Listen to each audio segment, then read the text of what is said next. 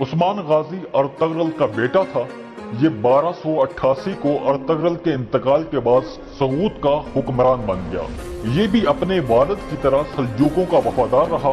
سلطان علاء الدین 1300 میں تاتاریوں کے ہاتھوں مارا گیا۔ سلجوق سلطنت ختم ہو گئی۔ عثمان غازی نے خود مختاری کا اعلان کر دیا۔ 1326 میں بورسا شہر فتح کیا، چنار کے درخت کے نیچے بیٹھا اور خلافت عثمانیہ کی بنیاد رکھ دی۔ یہ خلافت 1326 سے 1922 تک 596 سال تک قائم رہی۔ خلافت عثمانیہ نے 37 سلطان پیدا کیے۔ خلافت عثمانیہ تاریخ کی شاندار ترین خلافت تھی۔ اس خلافت نے جہاں اسلامی دنیا کو بہت کچھ دیا، وہاں اس نے 596 سال کے اقتدار کے دوران مذہبی رہنماؤں کی ایک منفی کلاس بھی پیدا کر دی۔ یہ بے لچک اور شدت پسند ملا تھے۔ یہ ترقی، تبدیلی اور سائنس کو گناہ سمجھتے تھے۔ یہ لوگ آہستہ آہستہ خلافت میں جڑیں پکڑ گئے، اور پھر ایک وقت ایسا آیا کہ جب پوری سلطنت ان علماء کے رحم و کرم پر چلی گئی۔ یہ لوگ کیوں پیدا ہوئے؟ اس کی واحد وجہ ترک سلطانوں کی مذہب پسندی تھی۔ ترک سلطان اسلام کی محبت سے سرشار تھے۔ آپ ان کی اسلام سے محبت کے 3 واقعات ملاحظہ کیجیے۔ خلافت عثمانیہ 1326 کو قائم ہوئی۔ سلطان اول نے 1516 کو شام فتح کیا اور سلطان کو خانہ کعبہ کی کنجیاں پیش کر دی۔ جمعے کا دن تھا۔ امیہ کے منبر سے سلطان سلیم کے لیے صاحب الحرمین شرفین کا خطاب نشر ہوا۔ سلطان تڑپ کر اٹھا اور کہا، میں کون ہوتا ہوں حرمین کا صاحب کہلانے والا؟ میں خادم ہوں، مجھے خادم کہا جائے۔ امام نے فکرہ درست کیا اور سلطان سلیم کو خادم الحرمین شرفین کا خطاب دے دیا۔ یہ خطاب آج تک دنیا میں رائج ہے۔ دوسرا واقعہ بھی سلطان سلیم ہی سے متعلق تھا۔ سلطان سلیم نے 1517 میں مصر فتح کیا۔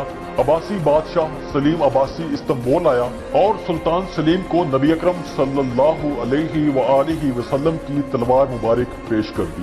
ترک سلطنت کو قائم ہوئے 191 سال ہو چکے تھے، لیکن ترک سلطان غازی کہلاتے تھے۔ ترکوں نے نبی اکرم صلی اللہ علیہ وآلہ وسلم کی تلوار ملنے کے بعد خود کو سلطان اور خلیفہ کہلوانا شروع کر دیا۔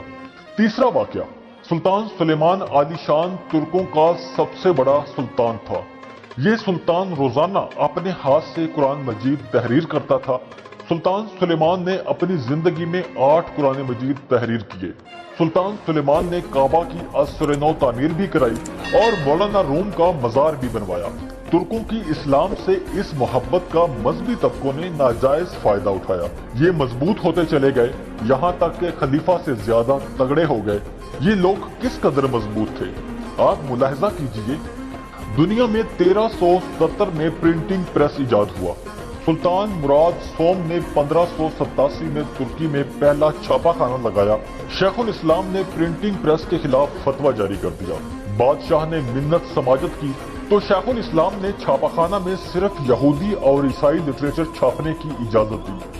شیخ الاسلام کا کہنا تھا، یہ شیطانی مشین ہے، ہم اس مشین پر قرآن مجید اور احادیث چھاپنے کی اجازت نہیں دے سکتے۔ یہ فتویٰ 140 سال تک قائم دائم رہا۔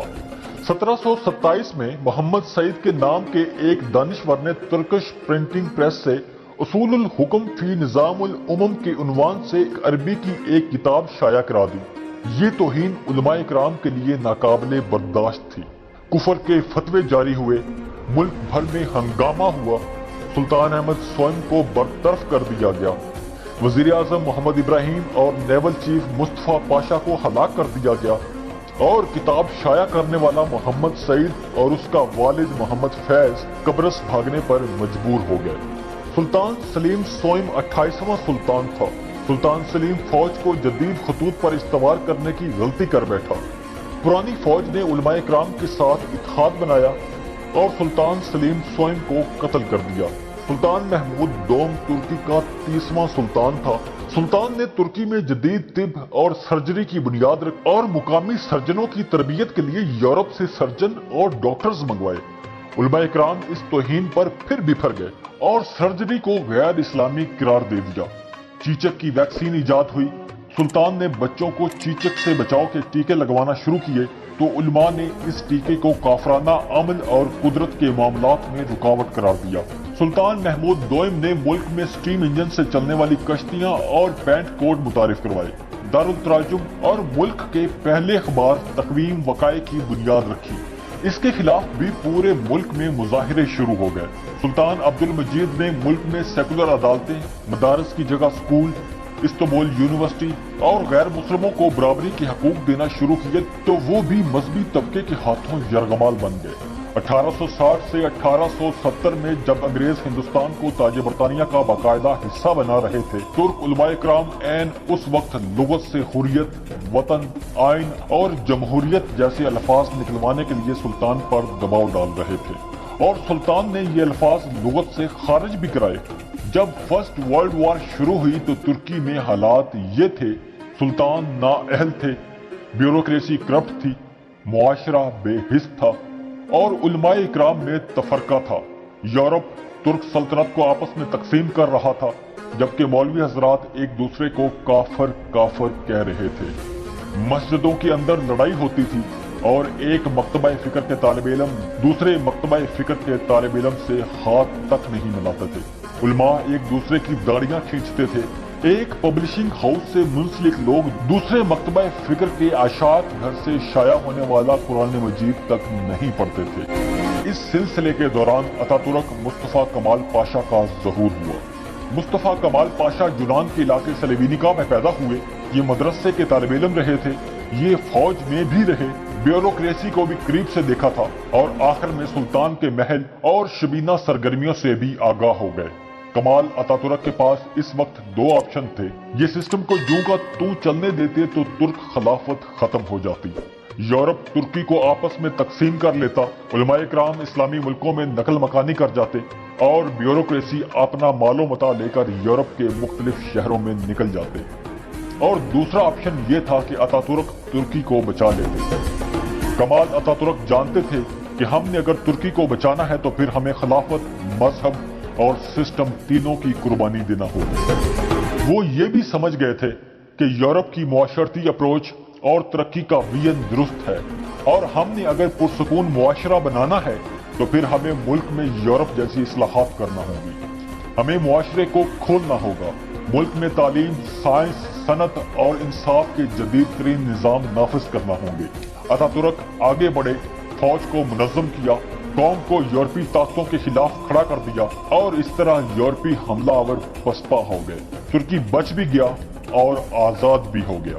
اتاتورک نے 23 اپریل 1920 کو نئے ترکی کی بنیاد رکھی، خلافت کے خاتمے کا اعلان کیا اور سیکولر جمہوری ترکی بنایا۔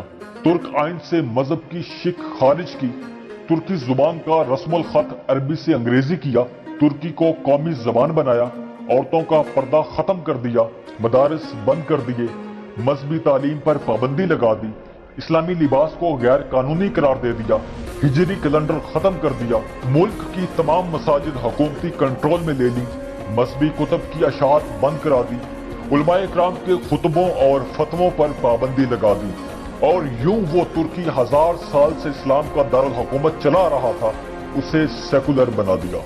اتاتورک کا خیال تھا کہ ترکی کے لوگ مذہبی ہیں، یہ میری اصلاحات آسانی سے قبول نہیں کریں گے، لیکن یہ خدشہ غلط ثابت ہوا۔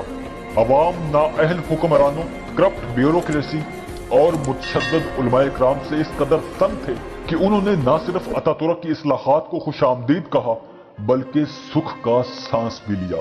ترکی میں